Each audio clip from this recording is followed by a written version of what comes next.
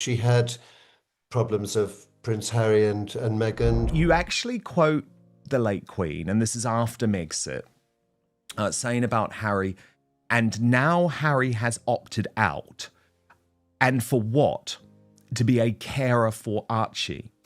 So it sounds like she had almost a bit of a premonition that this life in California wasn't going to work out. Queen Elizabeth II personally drove down to confront Meghan Markle after Meghan was reported to have been rude to staff, including the gardener, the undergardener, and the head gardener, with the head gardener reporting the incident to the Queen directly. The Queen got into her car, drove to where Meghan was, and ticked her off in person, telling her that she was not to be rude to staff.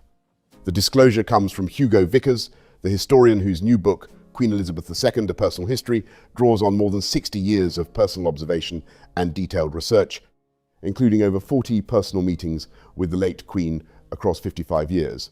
Beginning with their first encounter in 1968, the disclosure is operationally consequential because it places the documented record of Meghan's staff treatment, which has previously been understood through the Jason Knauf email and the Sussex Survivors Club composition, into the personal register of direct intervention by the reigning monarch herself.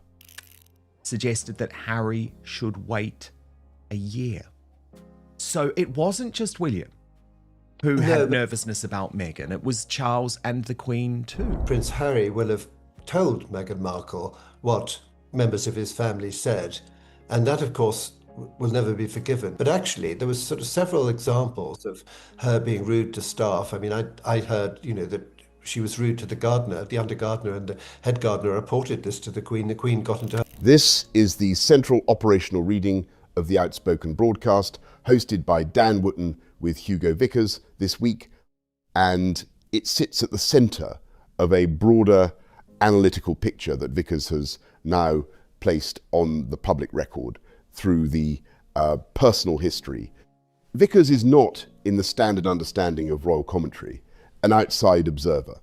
He is one of the closest confidants of the royal court across multiple generations and has operated as the institutional historian of the Second Elizabethan age in real time. Drove down and ticked her off because you're not to be rude to staff. And where I lost it was when this kind of crazy business of Archie being born, and she's the only woman, as far as I know, if you look at the timeline, who gave birth and then subsequently went into labour later in the day. His sourcing on the Queen's personal views and operational decisions is therefore at a level above the standard Royal Rota correspondent network. The framings he places in the personal history operate as the documentary record on the Queen's own positions, drawn from sustained access across decades. The structural feature of Vickers's professional positioning is consequential because it distinguishes his sourcing from the broader royal commentary ecosystem. Vickers does not depend on the Royal Rota correspondence system for his access. His access derives from his standing as an established institutional historian whose work the royal family has supported across multiple decades. He attended Prince Philip's memorial service at Westminster Abbey in person. He has direct conversational access to senior royal figures, past and present. He has written authoritative biographies, including the Queen Mother's official biography. The framings he places in the personal history are therefore not aggregations of public commentary, but primary documentary contributions to the institutional record. The structural meaning is that the cumulative public framing of the Sussex household's relationship with the Queen, which has been developed across multiple commentary platforms over the past 6 years, is now confirmed in its essential features by the source, whose institutional standing operates at the highest available level. The structural significance of the Gardner intervention is consequential because it establishes that the Queen's concern with Meghan's behavioural pattern reached the level at which she was willing to execute personal intervention. His new book, Queen Elizabeth II, A Personal History, is based on 60 years of the most personal observation and detailed research, which resulted in having over 40 personal meetings with the late Queen. The Queen's standard institutional discipline involved not intervening personally in family, staff, dynamics unless the situation required the direct authority of the monarch to resolve.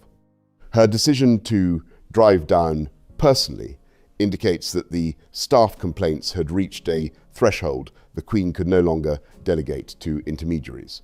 The structural meaning extends beyond the immediate Gardiner incident. The Queen had read the underlying pattern of Meghan's interactions with the household staff at the level that produced operational concern. The intervention was not about one rude exchange.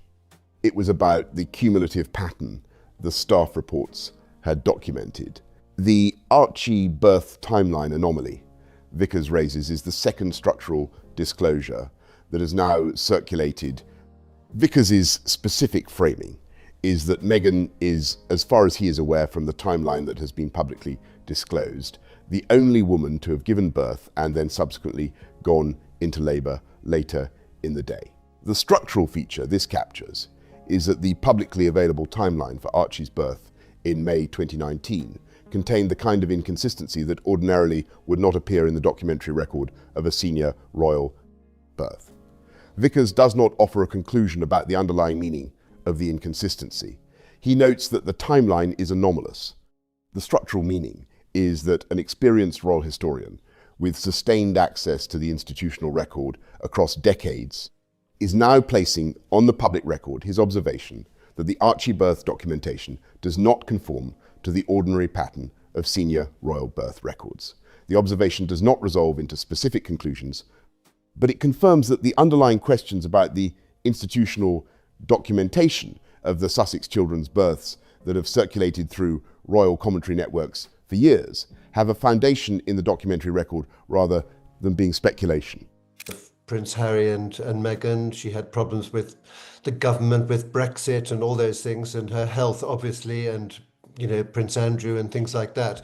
And it was very sad that the last years were rather sort of overshadowed by that. But of course, it's only a small part of a very, very much bigger picture, the whole reign, which of course I did find absolutely fascinating. And I think we were incredibly lucky to have her for so long. The Queen's framing on Harry's post-Megxit position is the third structural disclosure that the personal history places on the public record. Vickers reports the Queen's direct framing on her grandson's choice. Harry has opted out, and for what? To be a carer for Archie. The structural meaning of this quotation is consequential at multiple levels. The Queen's framework was that royal duty is structurally the opposite of opting out.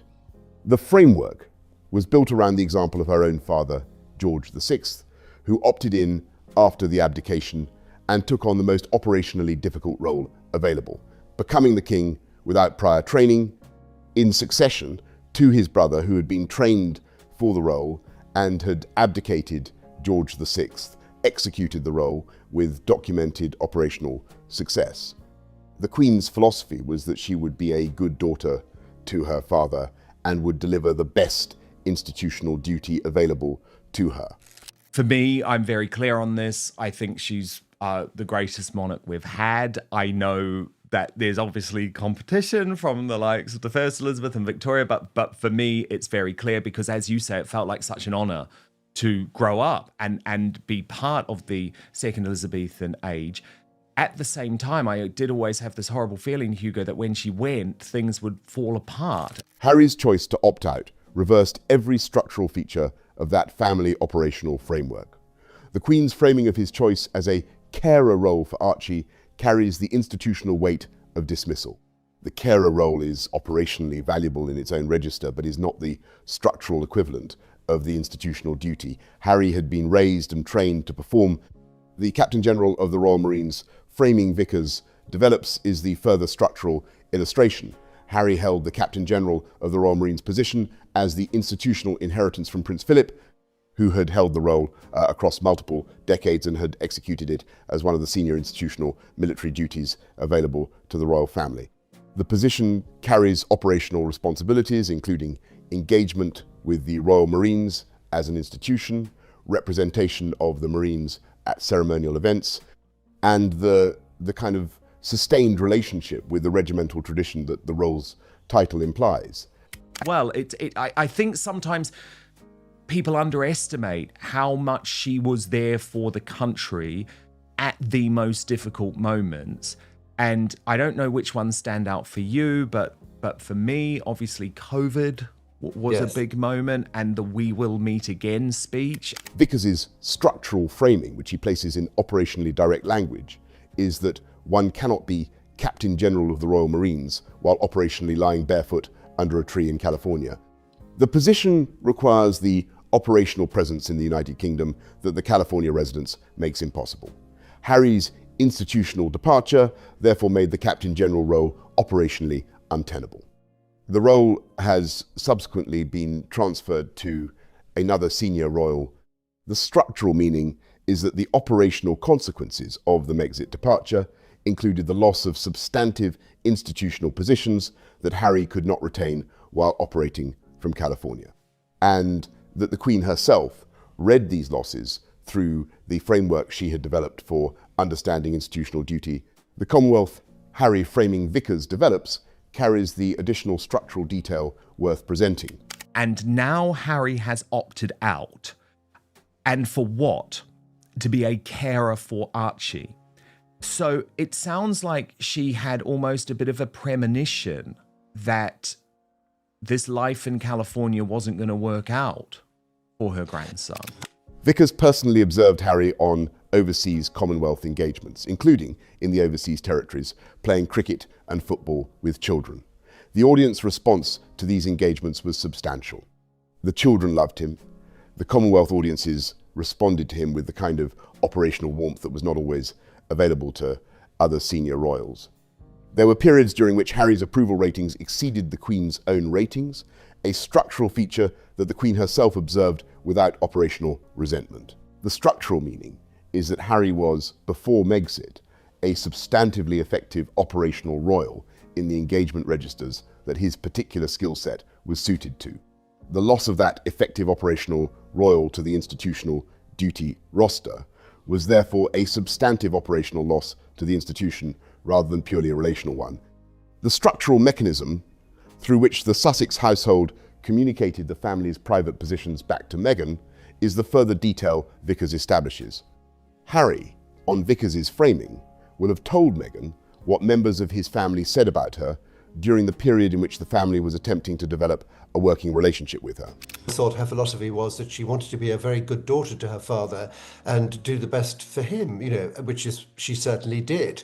And so, of course, she wouldn't look very kindly, I don't think, on somebody opting out like that. And I mean, I've even gone further, I'm afraid, and said, because you remember he was Captain General of the Royal Marines, which is a very prestigious position to hold, which he took on from Prince Philip.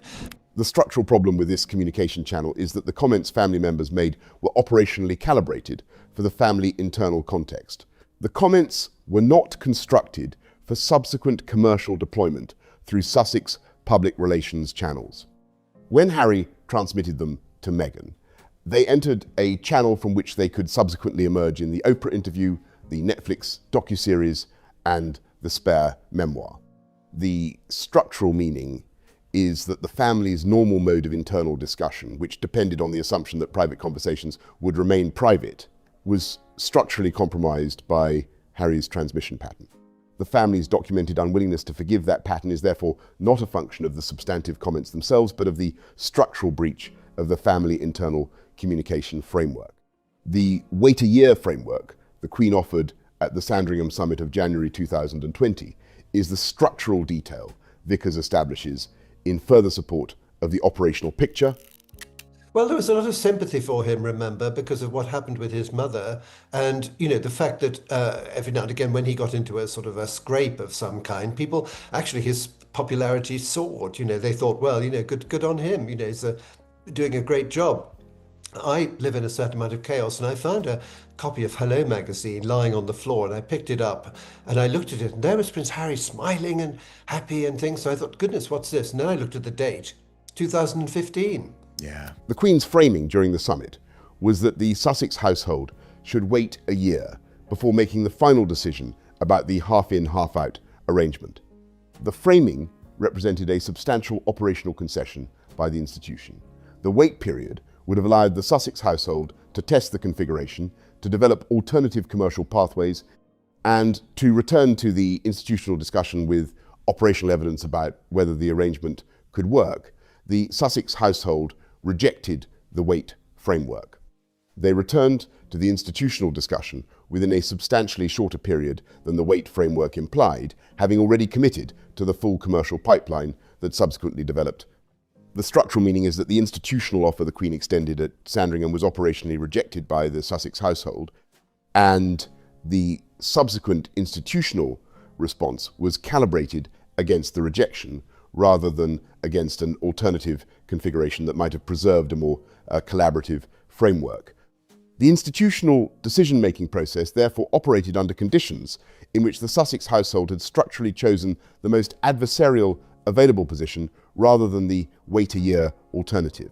The phone call protocol the Queen developed during the post-Megxit period is the additional structural disclosure that the personal history places on the public record. The Queen, on Vickers's sourcing, refused to have phone conversations with Harry without another witness present in the room. The structural reasoning is operationally direct. The Queen believed that Harry was either recording the conversations or had Meghan listening to them, and that either configuration would produce subsequent commercial material that the Queen did not wish to provide. The witness presence operated as the institutional safeguard against the conversion of private grandmother-grandson conversations into Sussex commercial product. The structural meaning is profound. The reigning monarch of the United Kingdom developed an institutional protocol for managing phone conversations with her own grandson because she could not trust the relational confidentiality of those conversations. Well, the really sad thing is, I mean, with what happened when COVID came along, Prince Philip was living mostly at Wood Farm at Sandringham, where he was having a nice time. He was for painting and reading and carriage driving and so on. The Queen used to go up there from time to time. And then when COVID came, she quite rightly brought him back to Windsor Castle very quickly. So they spent more time together in Windsor Castle in the last year and a half or so of their lives than they had done, because each one was moving around a lot. The protocol is the documented evidence of how deeply the institutional trust framework had been compromised by the cumulative Sussex commercial pipeline. The Camilla Clarence House witness role that has been documented through the September 2024 Harry-Charles meeting operates in the same structural register as the Queen's phone protocol. Camilla was present in the room throughout the brief Clarence House meeting between Harry and Charles, as the institutional witness function the Queen had previously established for phone conversations. The structural meaning is that the witness protocol the Queen developed has been adopted as the institutional template for any subsequent senior royal engagement with Harry. The institutional family has reached the operational position at which private conversations with Harry are not available, and the substitute is witness-based engagement. The structural feature this captures is the cumulative cost of the Sussex commercial pipeline's previous conversion of private material into commercial product. At the time, people like me, no doubt people like you as well, had to be rather careful how we handled this interview, because she raised two very important issues. One was to do with race and the other was to do with mental health. So if you said anything contrary to that, in a way you risked looking really kind of surly and churlish. And those two cards she played, as we now know, quite a lot of what she said was absolutely untrue. And I think the Queen's framing on the broader Megxit period that Vickers establishes is consequential because it captures the operational disappointment the Queen experienced during what should have been her Platinum Jubilee period. The Queen reached the Platinum Jubilee in 2022, the 70th anniversary of her accession. The institutional framing for the milestone was that the Queen should have been operating in what Vickers characterises as sunlit uplands. With the celebration of her reign and the substantive achievements across 7 decades, instead, the final years were operationally overshadowed by the Megxit dynamics, the Andrew situation, the Brexit political complications, and the personal health challenges the Queen and Prince Philip were managing. The structural meaning is that the Sussex commercial pipeline produced operational suffering for the Queen during the period of her life when the institutional framework had been calibrated for celebration rather than for grievance. management. The Queen's death in 2022, following Prince Philip's death in 2021, occurred against this background of operational difficulty rather than against the sunlit uplands framework the institutional architecture had anticipated. The Grenfell Tower visit Vickers references provides the structural contrast that captures the operational capacity the Queen brought to her role. When the Queen attended the Grenfell Tower site following the 2017 fire that killed 72 people, the institutional framework she carried into the engagement included her direct experience of every previous national tragedy across her reign. The atmosphere at Grenfell when she arrived was, on the testimony of attendees that Vickers references through his sources, operationally transformed by her presence. The structural reason was that the Queen brought with her the accumulated institutional memory of Aberfan and every subsequent comparable engagement. And again, you've got to be sensitive with this, but I think it's easier now that Prince Philip and the late Queen Elizabeth II are not here. But there are people within the British royal family, and there are members of the British royal family who do believe that stress is a big part of exacerbating cancer. When Theresa May, as Prime Minister, visited the same site, the political framework her position carried operated differently. The Queen's framework operated outside political calibration. The structural feature is that the Queen's institutional capacity for comforting her people during national tragedy was developed over 7 decades of sustained engagement. Harry's institutional capacity, before Megxit, had been developing in the same register. The Megxit departure terminated that developmental arc and converted Harry's residual capacity into the commercial register that the Sussex pipeline now operates within. The structural feature of Andrew that Vickers approaches with care is the additional element worth presenting. The Queen did not believe Andrew had broken the law. She backed him institutionally through the period of the Epstein-related investigations and through the public controversies that followed. Vickers' structural reading is that the Queen's view of Andrew was shaped substantially by her memory of him as the polite small boy that Cecil Beaton photographed in 1964, when Andrew, at age 4, asked the photographer whether he would like to take more photographs. The structural meaning is that the Queen, like many parents, retained the operational image of her child at the formative age and read his later behaviour through that earlier register. The Queen's protective disposition toward Andrew therefore operated through the early childhood frame rather than through the contemporary documentary record.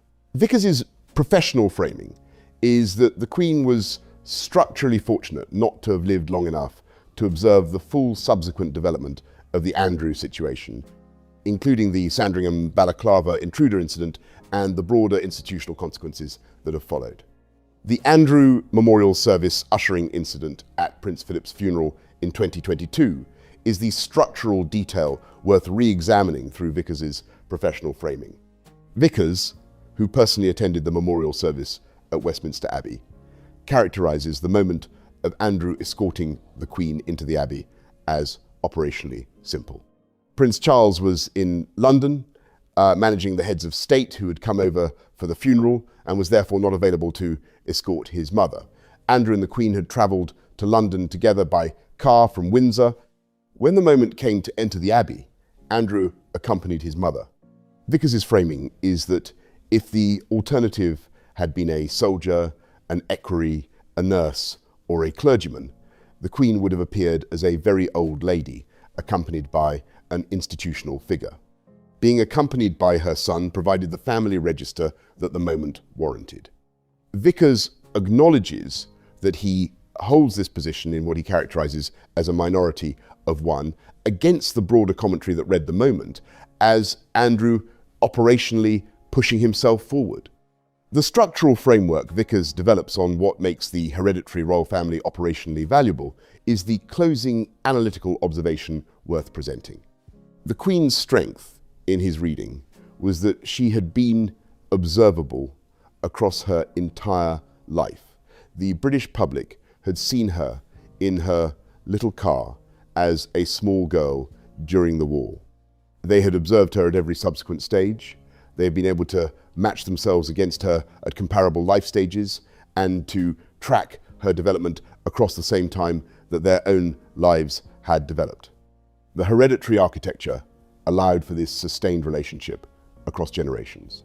Prince Philip had previously articulated the same insight, observing that different generations of the British public would relate to different members of the royal family.